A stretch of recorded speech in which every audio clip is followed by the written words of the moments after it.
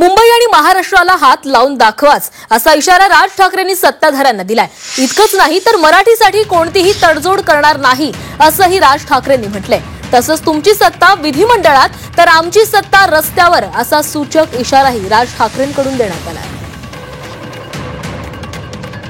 महाराष्ट्र शांत राहिला तर पुढे ते पाऊल टाकू।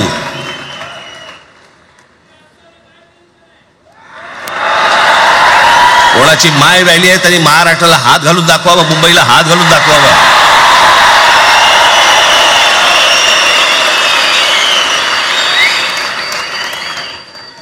त्या मजाक वाटला काय?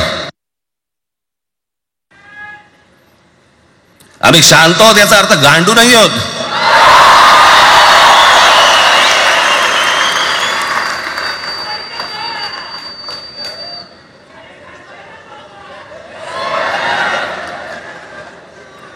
काही अंगावरती लादायचा प्रयत्न करता आणि मग आता माघार घेतली ना, मग माघार घेतली त्याचं काय करायचं? मग वेगळ्या ठिकाणी वळवा सगळं प्रकरण। मराठी या एका विषयासाठी मला तिकडे कळलं की या माणसाने सत्तेवर लाथ मारली।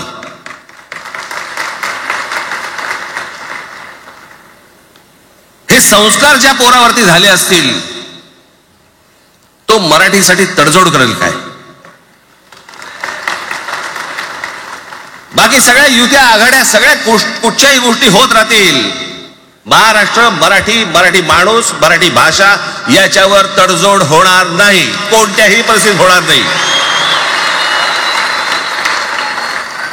याच्या पुढे देखील तुम्ही सर्वांनी सावध असणं पण गरजेचं आहे आणि सतर्क असणं पण तेवढंच गरजेचं आहे।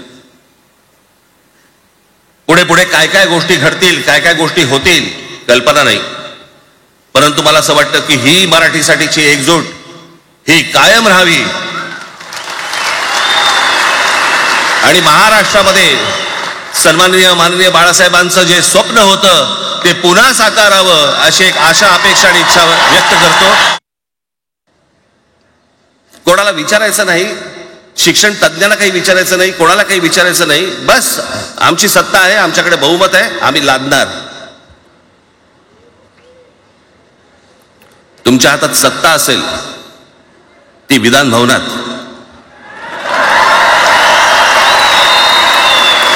आमच्याकडे सत्ता आहे रस्त्यावर।